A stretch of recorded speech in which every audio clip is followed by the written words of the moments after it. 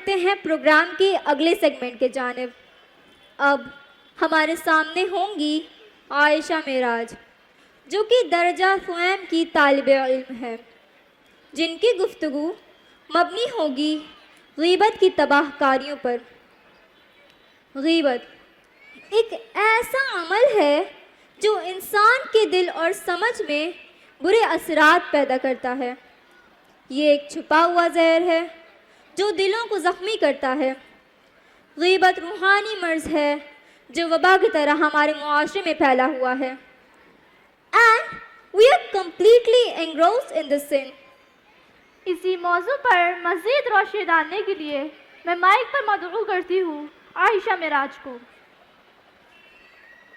Ladies and gentlemen, it is now my great honor to introduce an extraordinary young talent who exemplifies versatility and excellence.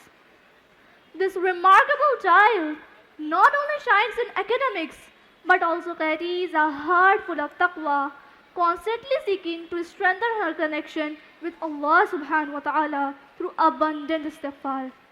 Her passion and dedication are truly inspiring. So you are welcomed on stage, dear Aisha. آج کے اس عظیم الشان تہذیبی و ثقافتی programme میں عائشہ معراج درجہ ثوم کی طالبہ آپ کی تشریف آوری کا تہہ دل سے استقبال کرتی ہوں۔ السلام علیکم ورحمۃ اللہ وبرکاتہ۔ معزز سامعین و سامعات، علوم و فنون اور ذہانت و فطانت کے اس دور کا یہ انتہائی دردناک المیہ ہے کہ انسان اپنے جسمانی نشو و نما کے لیے جتنا کوشاں ہے اتنا ہی اپنی روحانی پستی کی جانب سے لا تعلق و لا پرواہ۔ مادہ پرستی کے اس دور میں انسان کو بے شمار روحانی امراض لاحق ہیں جو اسے یا تو ہلاکت کے دہانے پر پہنچا چکے ہیں یا جہنم کے گڑھے میں ڈھکیل چکے ہیں۔ لیکن افسوس، غفلتوں کے تاریکی بادل آفتاب انابت کو طلوع ہونے ہی نہیں دیتے۔ لہٰذا آج کی اس بزم میں ایک ایسے روحانی مرض کی جانب آپ کی توجہ مبذول کرانا چاہتی ہوں جس کی زد میں آنے سے شاید ہی کوئی شخص بچ پایا ہو۔ میری گفتگو کا موضوع ہے غیبت کی تباہ کاریاں۔ جی ہاں، غیبت۔ کیا ہے یہ غیبت؟ صحیح مسلم کی حدیث نمبر 6593 میں حضور صلی اللہ علیہ وسلم کا فرمان ہے۔ حضرت ابو ہریرہ رضی اللہ عنہ سے روایت ہے کہ رسول اللہ صلی اللہ علیہ وسلم نے فرمایا، کیا تم جانتے ہو کہ غیبت کیا ہے؟ صحابہ رضی اللہ عنہم نے عرض کیا، اللہ اور اس کا رسول خوب جاننے والے ہیں۔ آپ صلی اللہ علیہ وسلم نے فرمایا، اپنے بھائی کا اس طرح تذکرہ کرنا جو اسے ناپسند ہو۔ عرض کیا گیا، آپ یہ دیکھیے، اگر میرے بھائی میں وہ بات موجود ہو جو میں کہتا ہوں تو؟ آپ صلی اللہ علیہ وسلم نے فرمایا، جو کچھ تم کہتے ہو اگر اس میں موجود ہے تو تم نے اس کی غیبت کی، اگر اس میں وہ عیب موجود ہی نہیں تو تم نے اس پر بہتان لگایا ہے۔ یہ وبا ہمارے معاشرے میں عام ہو چکی ہے۔ اسلام نے تو ہمیں لوگوں کی عیب پوشی کی تلقین کی ہے، لیکن ہماری کوئی ملاقات اور کوئی محفل غیبت سے خالی نہیں ہوتی۔ غیبت کی مختلف شکلیں ہمارے مشاہدے میں آتی رہتی ہیں۔ مثلاً لوگوں کے جسم کی بناوٹ کے بارے میں بری بات کہنا، ان کے حسب و نسب کے تعلق سے بد زبانی کرنا، کسی کے پیشے کی بنیاد پر اس کی تحقیر و تذلیل کرنا، اس کی ظاہری شکل و صورت کے بارے میں حقارت آمیز بات کہنا، برے القاب سے اس کا تذکرہ کرنا وغیرہ۔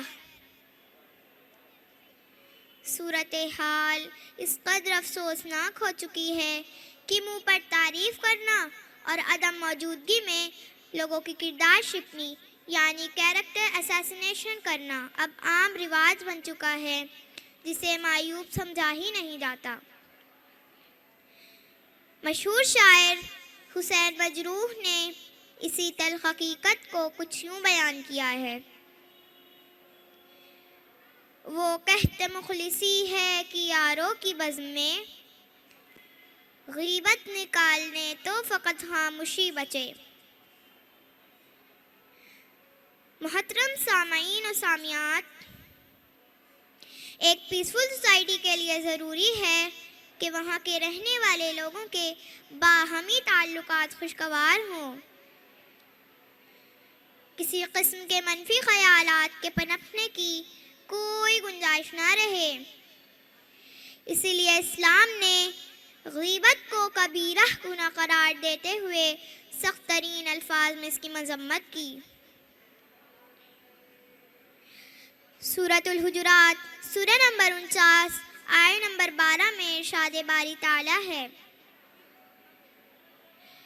وَلَا يَغْتَبْ بَعْضُكُمْ بَعْضًا أَيُحِبُّ أَحَدُكُمْ أَن يَأْكُلَ لَحْمَ أَخِيهِ مَيْتًا فَكَرِهْتُمُوهُ وَاتَّقُوا اللَّهَ۔ اور تم میں سے کوئی کسی کی غیبت نہ کرے۔ کیا تمہارے اندر کوئی ایسا ہے جو اپنے مرے ہوئے بھائی کا گوشت کھانا پسند کرے گا؟ دیکھو تم خود اس سے گھن کھاتے ہو اور اللہ سے ڈرو۔ اللہ اکبر۔ تشبیہ و استعارے کا کتنا پیارا انداز ہے، شفقت و تنبیہ پر مبنی کتنا متوازن کلام۔ حضور صلی اللہ علیہ وسلم نے غیبت کرنے والوں کے جس انجام سے ہمیں باخبر کیا ہے، اس سے معلوم ہوتا ہے کہ یہ کتنا سنگین جرم ہے۔ سنن ابو داؤد کی حدیث نمبر 4878 میں مذکور ہے، حضرت انس بن مالک رضی اللہ عنہ سے روایت ہے کہ رسول اللہ صلی اللہ علیہ وسلم نے فرمایا: جب مجھے معراج کرائی گئی تو میرا گزر ایسے لوگوں سے ہوا جن کے ناخن تانبے کے تھے اور وہ اپنے منہ اور سینے نوچ رہے تھے۔ میں نے پوچھا: جبریل یہ کون لوگ ہیں؟ کہا یہ وہ ہیں جو لوگوں کا گوشت کھاتے یعنی غیبت کرتے اور ان کی بے عزتی کرتے تھے۔ اللہ سبحانہ و تعالی ہم سب کو اپنے عذاب سے محفوظ فرمائے، آمین۔ آئیے آج سے نہیں بلکہ ابھی سے ہم یہ عزم مصمم کریں کہ اب ہم مردہ خوری نہیں کریں گے، لوگوں کی خامیوں کی اصلاح خفیہ طور پر اور لوگوں کی خوبیوں کا ذکر مجمع عام میں کریں گے، اپنی سابقہ زندگی پر ندامت کے آنسو بہاتے ہوئے صدق دل سے اجتماعی توبہ کریں۔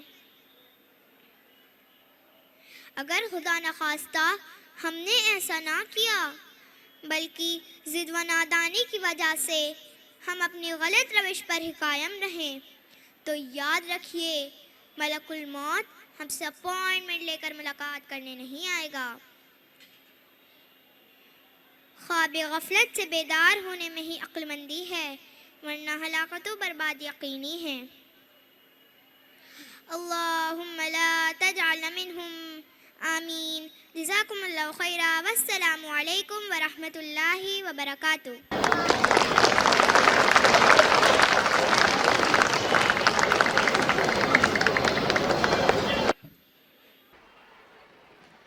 جزاک اللہ خیر ڈیئر عائشہ. بے شک غیبت سے بچنے کے لیے ہمیں دوسروں کی بھلائیوں کو دیکھنا اور تحسین کرنا چاہیے. دلوں کو محبت اور امید کی روشنی سے بھرے تاکہ ہم اس گناہ سے محفوظ رہیں. May Allah ease it for us.